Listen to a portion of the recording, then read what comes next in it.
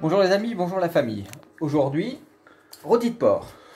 Donc pour ce faire, un beau rôti de porc. Moi j'ai pris un rôti de porc de 2 kg.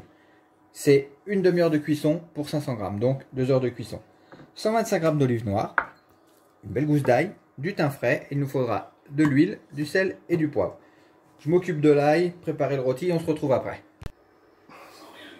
Le rôti de porc est prêt. Pour vous expliquer, donc j'ai mis de l'huile au fond de mon plat, j'ai tourné le rôti dedans pour bien qu'il soit huilé de tous les côtés, salé, poivré de partout. J'ai fait quelques petites incisions pour mettre des gousses d'ail à l'intérieur. J'ai mis du thym sous les ficelles, voilà. Et maintenant, ça part au four, donc pour 2 heures à 200 degrés. Dans ce temps, on va commencer à préparer la sauce qui l'accompagnera.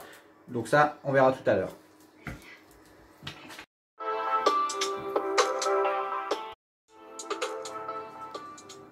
Je vais préparer donc la sauce qui va accompagner le rôti de porc. Pour cela, j'ai émincé un oignon.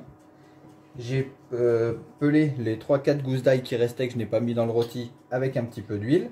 Donc je verse ceci dans la casserole. Je mets ça avec les oignons. Je vais laisser revenir tout ça à feu doux, tranquillement.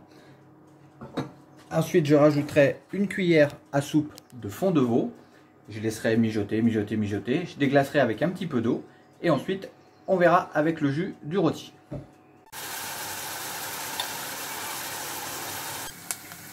L'ail et l'oignon commencent à prendre une belle coloration. Donc à ce moment-là, je rajoute une cuillère à soupe de fond de veau que vous pouvez trouver partout dans le commerce.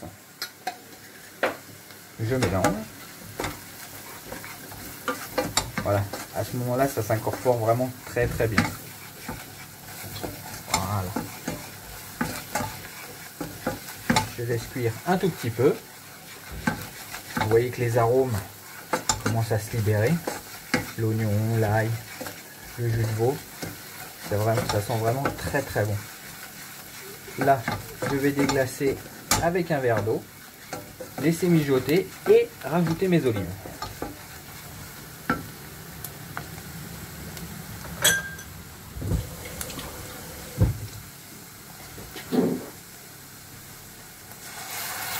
Voilà.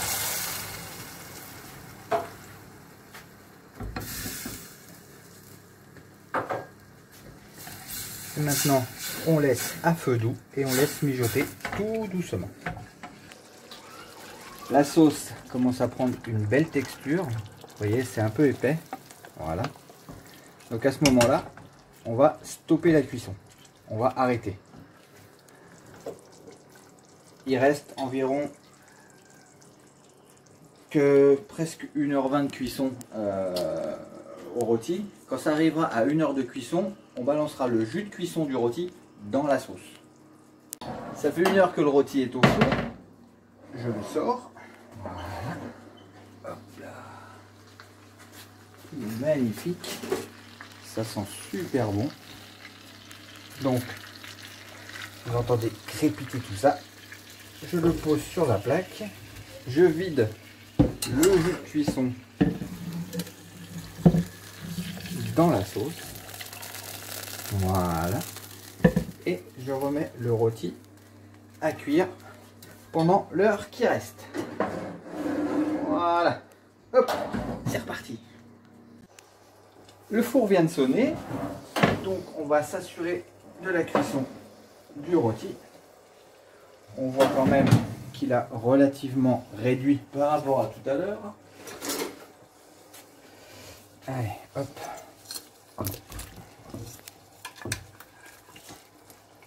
Voilà. Donc toujours pareil, hein, l'excédent du jus qui est là. Voilà. Hop. On le verse dans la sauce. Voilà. Impeccable. Allez, on va poser ça ici. La sauce mijote tranquillement. Je viens de la rallumer hein, en sortant, juste avant de sortir le rôti du four. Donc, afin de vous assurer de la bonne cuisson, c'est mieux de couper au milieu du rôti. On voit qu'il a une belle coloration, qu'il est bien, vraiment bien caramélisé.